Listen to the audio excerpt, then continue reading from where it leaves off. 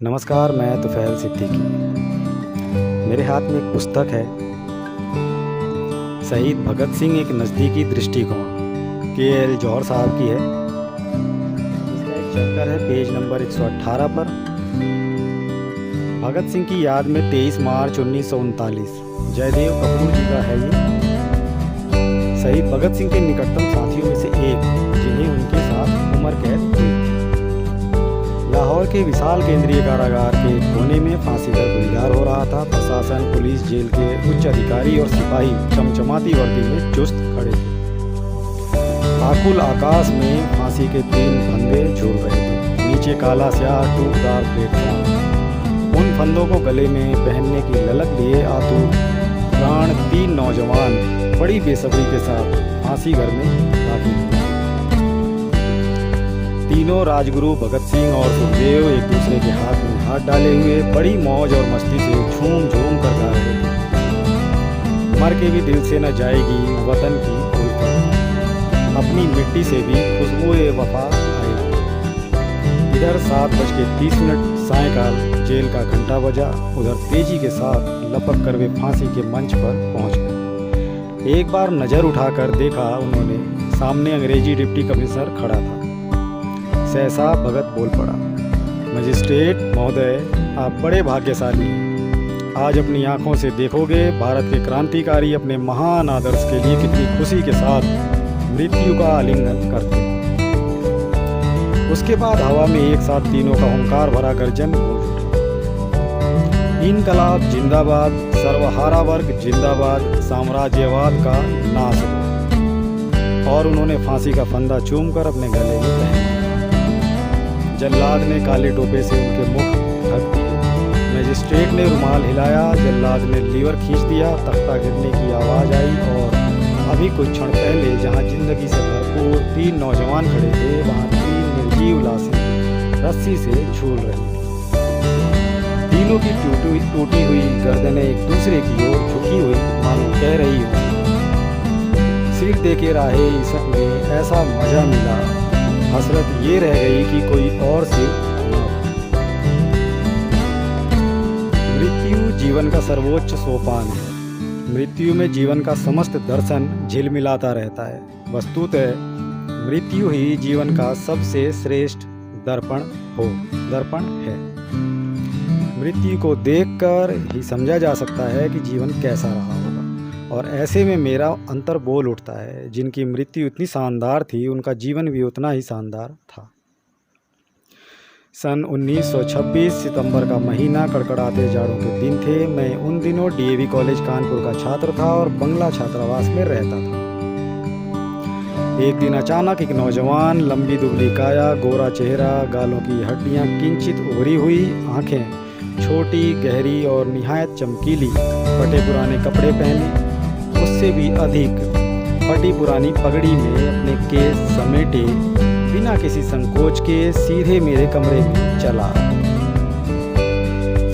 नाम उसने बताया बलवंत सिंह, किंतु मैं समझ गया कि यह उसका छदम नाम था। दिल्ली के एक मित्र से मेरा पता और परिचय लेकर वह कानपुर आया था। प्रथम मिलन में ही ऐसा लगा कि वह मुझे अच्छी तरह जानता है और मैं उससे सर्वथा अपरिचित।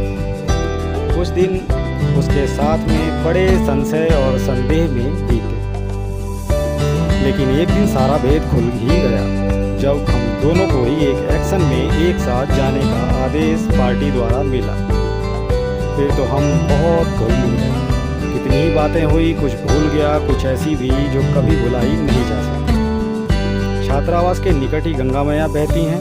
गंगा की रेत में टहलते हुए एक दिन एकांत क्षणों में वह बोल उठा, जानते हो कितनी बड़ी ताकत से हम टक्कर लेने निकले हैं? अंग्रेजी हुकूमत के पास क्या नहीं है? तोपें और मशीन गनें, टैंकों और जंगी जहाज़ों, बम और राइफलों से पूरी तरह लैस कितनी बड़ी सेना है, पुलिस है, अदालतें, जेल खाने हैं, दमन के सभी खौफनाक शिकंजे हैं। और उनके मुकाबले में हम चंद नौजवान, सब प्रकार से शस्त्र और साधन विहीन हैं। जाहिर है या तो हम गोली से मार दिए जाएंगे या फिर फांसी पर चढ़ा दिए जाएंगे। जो भी हो, जो भी बच जाएंगे उन्हें जिंदों की कब्रगाह जेल खानों में दफन कर दिया जाएगा। और फिर उसने प्रश्न किया, जीवन के अंतिम क्षणों में जब यह सवाल सामने आएगा, तुम सफल हुए या असफल, इसे नापने और परखने का कौन सा पैमाना होगा, कौन सी कसौटी होगी? प्रश्न बहुत गंभीर था, किंतु अपने जीवन से सीधे संबंधित। कुछ देर बाद भगत सिंह ने ही उत्तर भी दिया। हम चंद नौजवान यदि अपना जीवन देकर अपने देश में केवल एक नारा इनकलाब जिंदाबाद बुलंद कर दें तो हम समझेंगे हमें अपनी ज़िंदगी की पूरी कीमत मिल गई। बस इतनी ही कीमत उसने चाही थी, अपनी और अपने साथियों की ज़िंदगी की। इसी मत को हासिल करने के लिए उसने अपना सब कुछ दांव पर लगा दिया था। जीवन यौवन की समस्त साधना, चिंतन और चरित्र सब कुछ समर्पित था। इस इनकलाब जिंदाबाद के लिए अपने 78 वर्ष के जीवन में कितने ही राजनेता, कितने ही विचारक, कितने ही आंदोलनकारियों के संपर्क में आने का अवसर मिला, किंतु मैं स्पष्ट और निसंकोच कह सकता हूँ कि अपने आदर्शों के प्रति जितनी समर्पण भावना, जितनी निष्ठा, जलन और बेचैनी मैंने उसमें देखी, वैसी अन्य किसी भी व्यक्ति में नहीं पाई।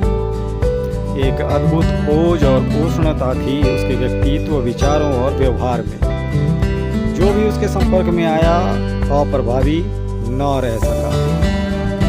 सबके ही दिल और दिमाग में उसने आज़ादी और इनकलाब की एक चिंगारी अवश्य ही स्थापित कर दी थी। उसका विश्वास था इनकलाब की तलवार विचारों के स्थान पर तेज होती है, इसलिए पढ़ना लिखना उसका व्यसन था। उसका अध्ययन बहुत विशाल और व्यापक था।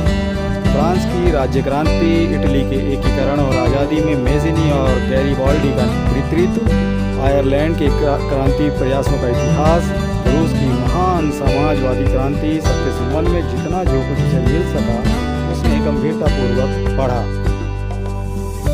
उससे जो सबक मिले उन्हें आत्मसात करने की चेष्टा की। उसने अपने देश के मुक्त संग्राम का गहरा अध्ययन किया और इस अध्ययन और चिंतन के आधार पर उसने तत्कालीन क्रांतिकारी आंदोलन को नया लक्ष्य और नया रूप, नई दिशा और नई राजनीति दी। इस मामले में वह अपने पूर्ववर्ती और अपने समकालीन राजनीतिज्ञों में ही नहीं, शहीदों में भी सबसे आगे और सबसे ऊंचा था। इसीलिए तो उसे शहीद-ए-आज़म कहते हैं।